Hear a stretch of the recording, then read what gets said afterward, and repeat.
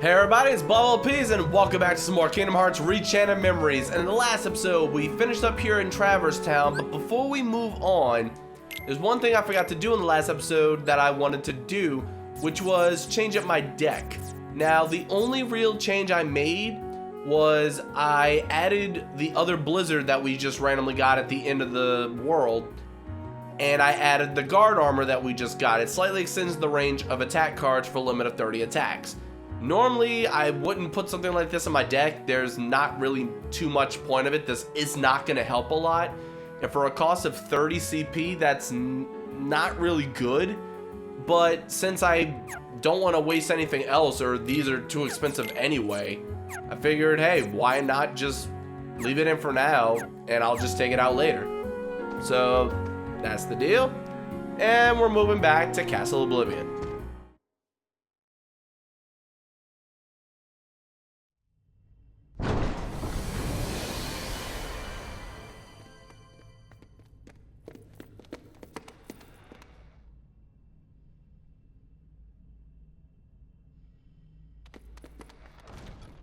Well, Sora, did you enjoy meeting your memories?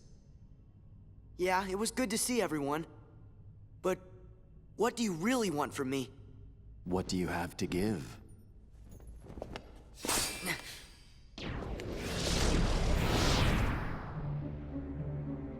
Hello.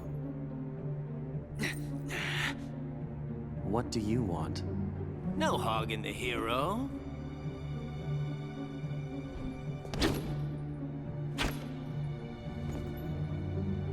Then perhaps you'd like to test him. Perhaps I would. My show now, Keyblade Master. Who am I? Oh, my name's Axel. Got it memorized? Sure. Good. You're a quick learner. So, Sora, now that we're getting to know each other better,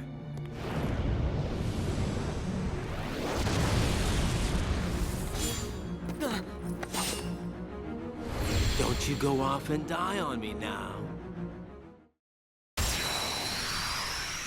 Enter my favorite character in the entire Kingdom Hearts series. Why? We'll get into that later.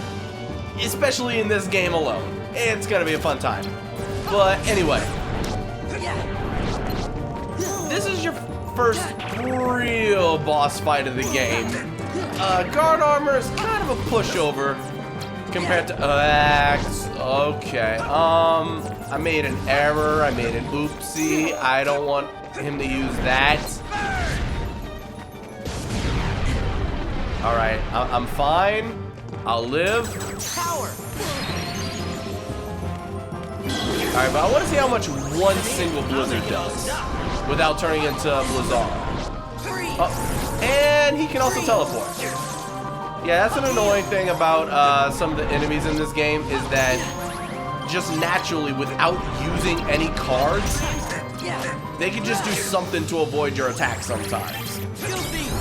It's a bit of a problem, but you learn to live with it. Oh, Goofy again! Oh no. Meh. Fine, whatever. Yeah, it's kind of low.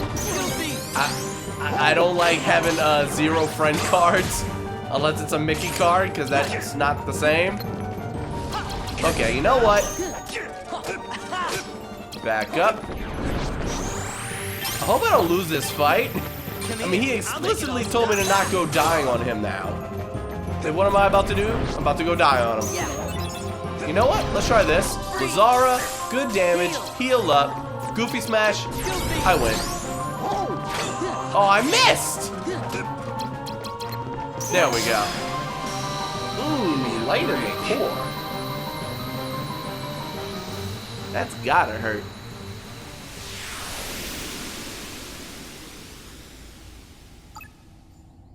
Also, the fact that he said, oh, my name's Axel, got it memorized, that is pretty much only said because it became a catchphrase in Kingdom Hearts 2. In Chain of Memories on the Game Boy Advance, the line was, commit it to memory, not got it memorized. Not gonna lie, I like that they changed this to the catchphrase because committed to memory would just sound so awkward going back to it, even though it was the original. I don't know how you guys feel about it, but that's my 2 cents.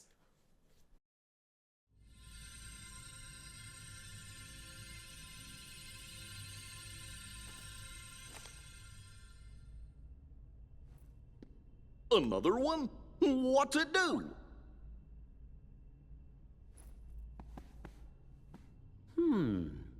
Kinda looks like the card you used when you made Traverse Town. Then I guess we're gonna need it to keep going. That's right.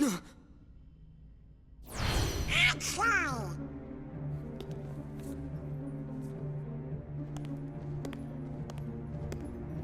Did you really think after that introduction I would give up oh so easily?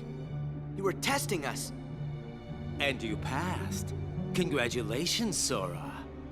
You're ready now. Ready to take on Castle Oblivion. You will need to follow your memories. Trust what you remember and seek what you forget. Then you will find someone very special. You mean King Mickey and Riku? You will just have to give some more thought to who it is that's most important to you. Our most precious memories lie so deep within our hearts that they're out of reach. But I'm sure that you can find yours, Sora. Why me? You have lost sight of the light within the darkness, and it seems that you've forgotten that you forgot. The light within darkness? Would you like me to give you a hint? Sora, do you need it?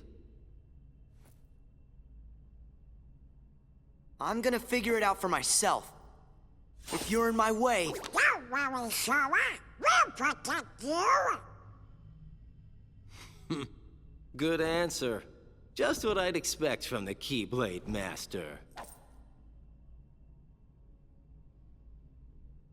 But be forewarned. When your sleeping memories awaken, you may no longer be who you are now.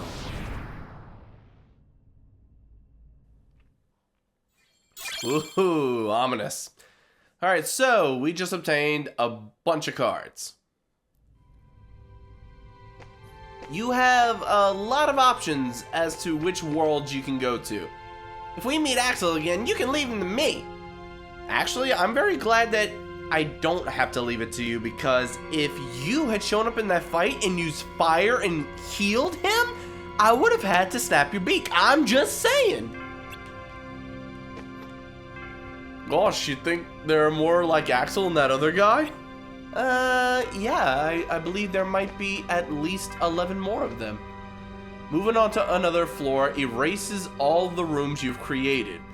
If you return to this floor later, you'll need to make new rooms using new map cards. So that's how everything changes throughout the game.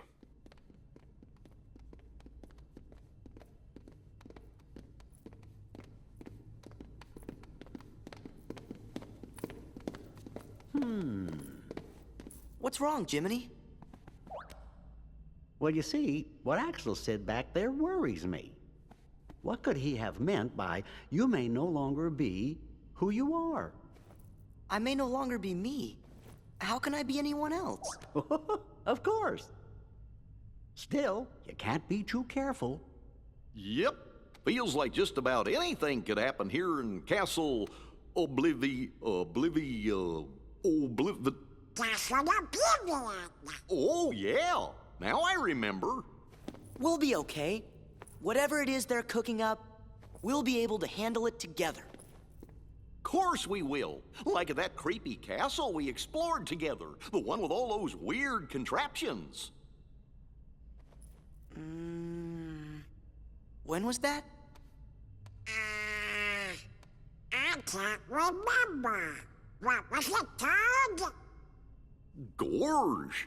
Oh, it was, Holly? Holler? Sorry, I can't remember. Stop goofing around. Goofy, sure you didn't make it up? I don't think so.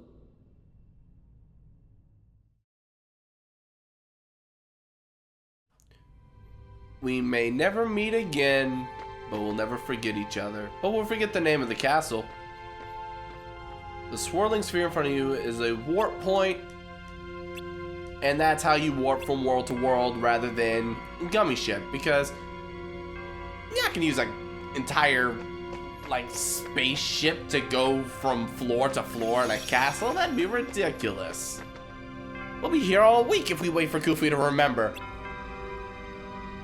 Are you implying that Goofy's dumb? Because normally speaking, I'd agree with you, but in this case, in this entire series, Goofy's like the voice of reason. You're a stuck-up moron, to be honest, but moving on. Halo? That's funny. Why can't I remember? Well, Harrow's probably as close as you're gonna get. No, Hollow's probably closer. Whatever. Hollow Bastion, Goofy. Hollow Bastion. And speaking of worlds, we now have 5 that we can go to, and they're all familiar to you. These are all from Kingdom Hearts 1.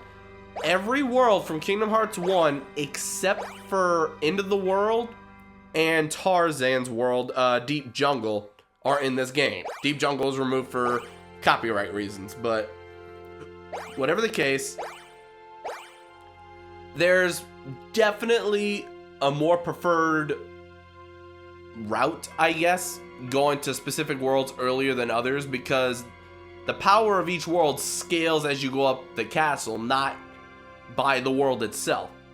However, I'm still gonna do this in order based on the worlds that we could visit from the first game, battle level wise. So we're gonna go Wonderland, Olympus Coliseum, then Agrabah, then jump over to Monstro, then Halloween Town.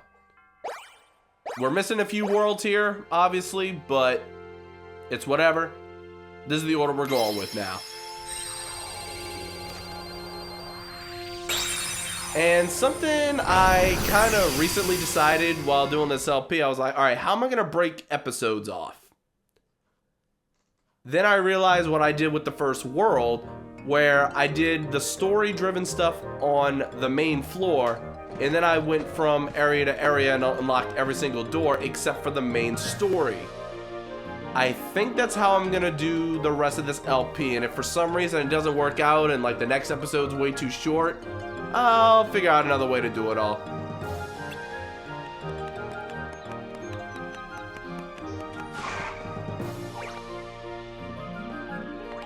I'm late! I'm dreadfully awfully late! The cream will roast me for dinner! If I'm late for the next trial, it'll be off with my head next! What do you mean, off with your head? Oh, my fur and whiskers, I'll never make it!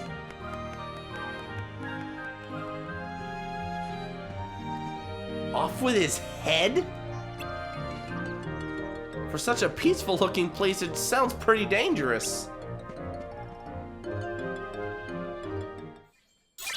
Key of Beginnings.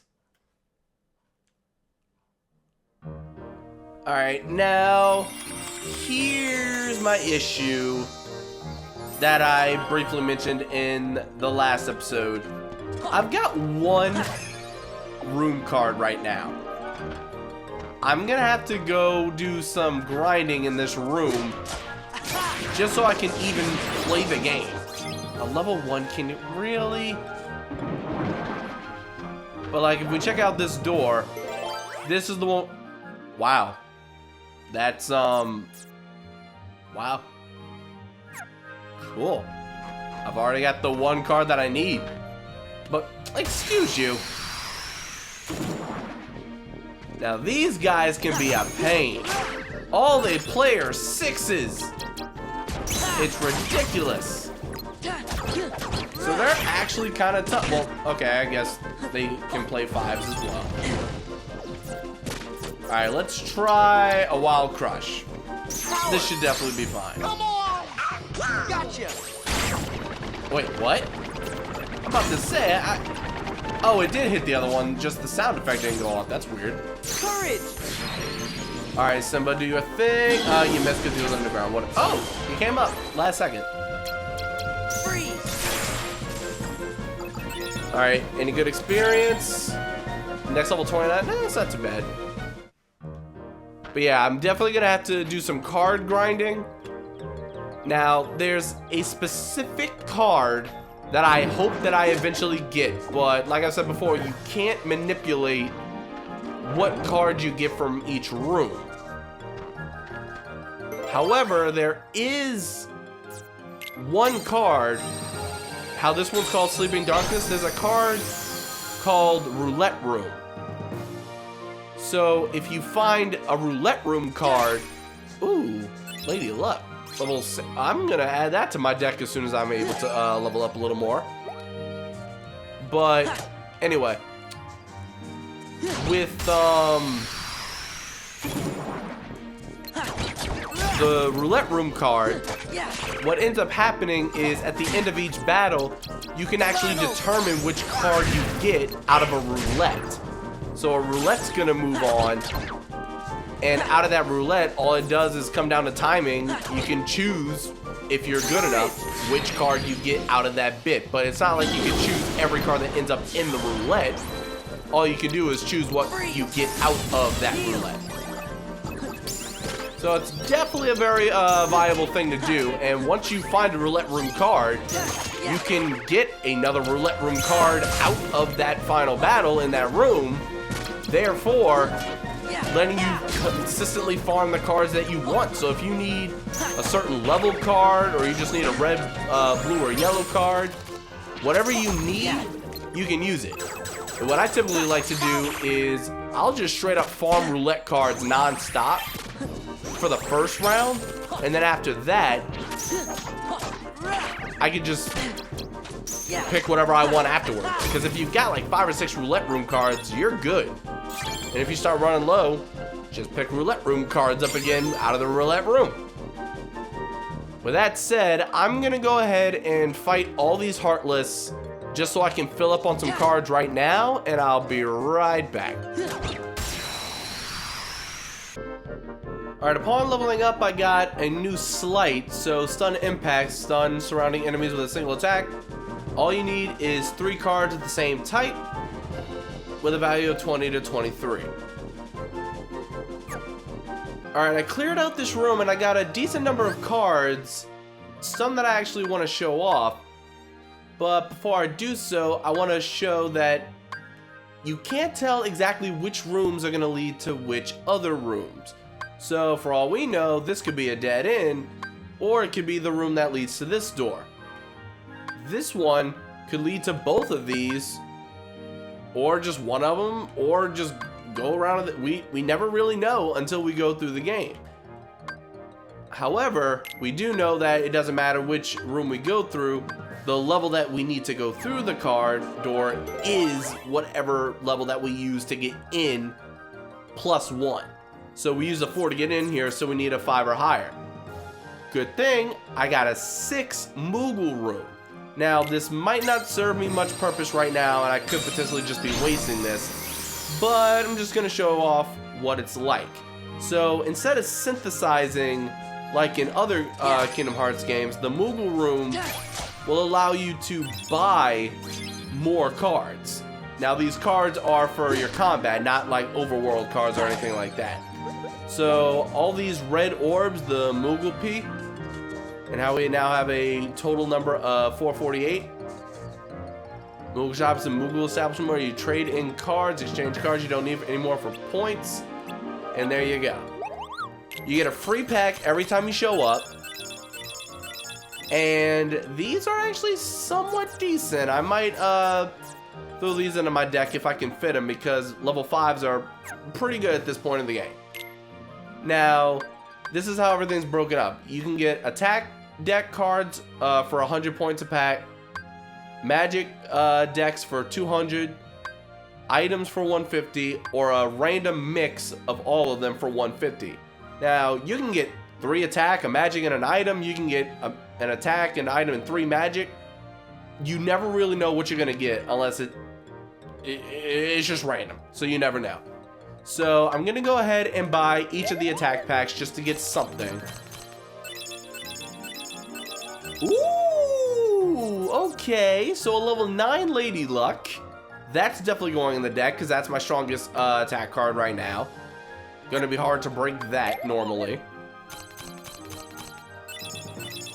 And an 8 premium. Okay, so this is something I didn't go over before. Premium cards cost less to use in your deck, but you can only use them once. You can recover them with a high potion or something, but normally speaking, once you use it, it's gone. So what I like to do with these is I like to put them at the beginning of what I would normally use for a slight, because that card's going to disappear once I use it anyway. This way, I'm getting the same exact use out of it as normal. I do a higher power attack, and I'm not wasting an additional card more than I normally already would be wasting. So, there we go. Definitely going to be doing a little deck editing after this.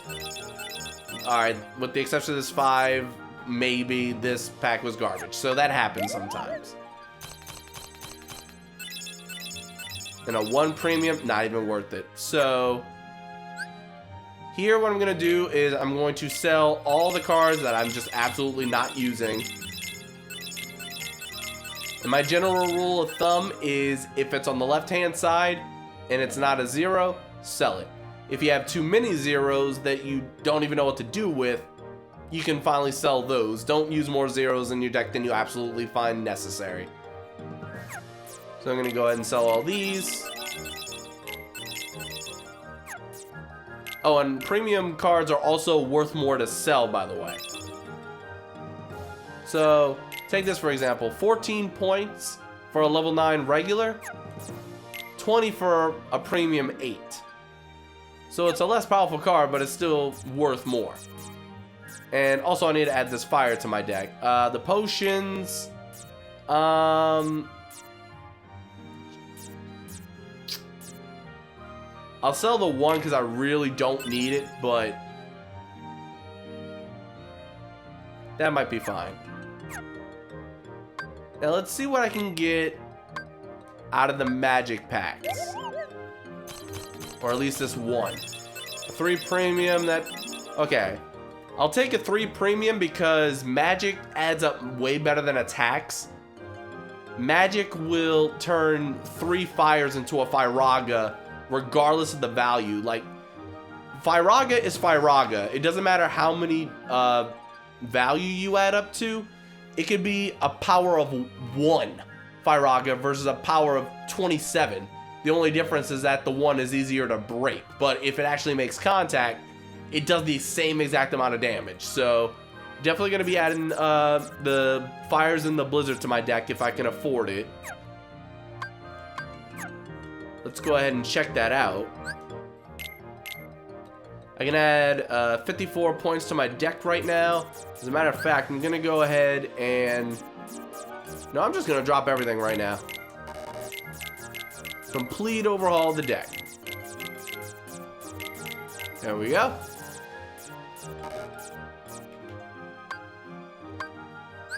Now let's throw that premium up first so we can just spam a slide right off the bat.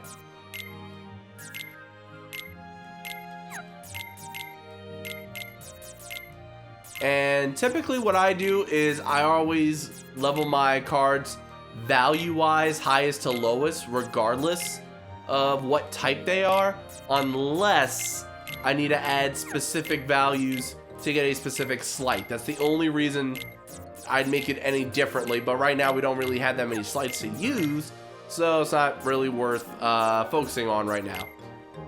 Now with this, I'm gonna put the premium first because like I said, it's gonna get burned immediately. And now we got those fires. Now I'm gonna go ahead and add, well, the magic, honestly, I like to do backwards sometimes. Because now whenever I burn a blizzard, trying to use Blizzaga, I'm gonna burn the 2 instead of one of the 5. So that way the next time when I use Blizzara, I can have a higher value and it'll be less likely to get broken, stuff like that. Still got plenty of room. Definitely got to have a cure in there. Definitely want to have a potion in there. And now we only got 15 more points. Looks like I'm not adding anything else. Well, okay, I can add a 4. Just to have one more on my deck, it's fine. And now I can also sell all the rest of these. The only reason I didn't sell them the first time was because they were already in my deck. Not that I think I'll actually get enough. Yeah, I'm definitely not going to get enough to sell. I'm sorry, I don't have enough to sell in order to get another pack, but might as well just get rid of it all anyway. Yeah, I'll sell it right now. Alright, so that's basically it. Simba, I can at least keep this around if I get another Simba, just in case. The potions are debatable, but for now I can't even buy anything else, so I'm not even going to worry about it unless it's actually going to add up to make the difference. So there you go, that's Mogul rooms and how important they really are. Alright, so this is just the key to rewards room, so this is, in a way, a dead end. There was no reason to come here at all. So the way you actually want to go is up here. Once again, it's got to be a level 5 or higher. Garbage. Actually garbage. Alright, so I don't want to waste one of those right now. I'm level grinding. Well, not level grinding. I'm card grinding with Sleeping Darkness right now. This is ridiculous. But if we check out the map.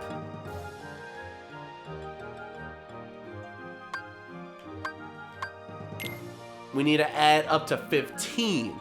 So multiple cards that add up to 15. We're going to be doing some card grinding once again. So I'm going to cut all that out. But this is how you get to the next key room. And then after those two are done, the final one's all the way down here from the first room anyway. So we're basically done. At this point, I'm going to just card grind. See you guys in a sec. Oh boy, that was very close. If I had made contact without getting those points, they would have been gone. Can I please hit the thing? Thank you. Okay, a reminder to hit everything in the room in case you can get any Mogul points or random cards. I just got a random level 0 fire. Now, that's good for 2 reasons. One, I can just make another Firaga easily. Sure, it's still low enough to risk being broken, but that's one more Firaga to do a lot more damage if I just spam. And just in case there's a high level slight, I can just use another 0 to break their cards. So yeah, it's a very good deal, and it was free.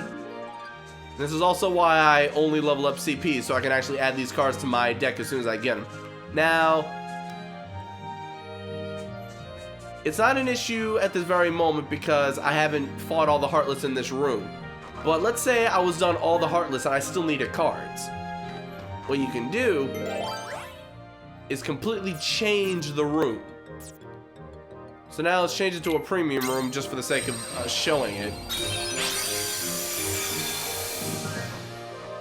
Now the entire room is completely changed with new Heartless, but the routes are still the same. And let's see if I can actually show you guys what the premium room does. And right now I'm kind of lucking out with just being able to spam stock cards. I don't always recommend this.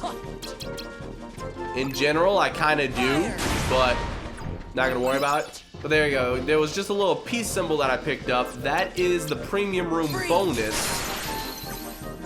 And now if I actually win... Oh! I got a roulette room card. Awesome! Now the roulette room card works exactly like this. I'm getting a premium bonus. So whatever card I land on, that card in my deck is going to become a premium card, making it value-wise cost less. But don't forget, it also makes it to where you can only use it once per battle without a high potion. Having said that, I'm gonna go ahead and just do the level 9 just to make it worth less value-wise. That might not have been my smartest decision, but it's the one I'm just going with, and I also leveled up too, so here we go. CP bonus and a card is worth less. Let's see how much room I got. I've got now an additional 36 points. So, definitely worth. Gonna go ahead and add Simba back in here. Just so I can get a little more something something. And that'll do it for now. But if I use a roulette room card, if I pick up a roulette button, like the premium button that I picked up, then I'll be able to get a roulette room card just like that. But the roulette room cards are completely random. It has nothing to do with the cards that you already have or which ones are rare. It's just a random selection every single time.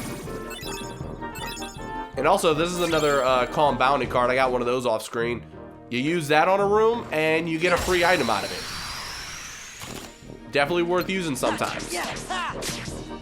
Alright, having said all that, I'm gonna go ahead and fight all the Heartless in this room and try to give me some good cards. And also, if you pick up a premium and you don't want to upgrade, you just cancel. No problem. Alright, without reopening any other rooms, I beat every Heartless available to me, and now I'm level 10. Gonna go ahead and add a premium cure in my deck just in case. And I think that should do it. Other than that, I am good. So, try to open all the rooms. All we need is one green card, one red card, and then a total of 15, which I'm pretty sure we've beaten now. Oh, not very easily. Wow, okay. So that's 13 there, and then 15. I mean, we beat it, but not easily. Not with the exact cards that I'd like to, but hey, we got this roulette room card, which makes all the difference. I can start grinding with this in the next world, because I've opened all the doors now, so no need to really worry about anything. But that will do it for this episode. Next time, I will see you guys right back here. We're going to continue on, and we're going to do all the key rooms in Wonderland. Until then, thank you all very much for watching. Don't forget to hit that like button if you enjoyed. Thank you to all my patrons over on Patreon. I love you and I appreciate you, and I'll see you all in the next episode. Till then, I love you. Bye-bye.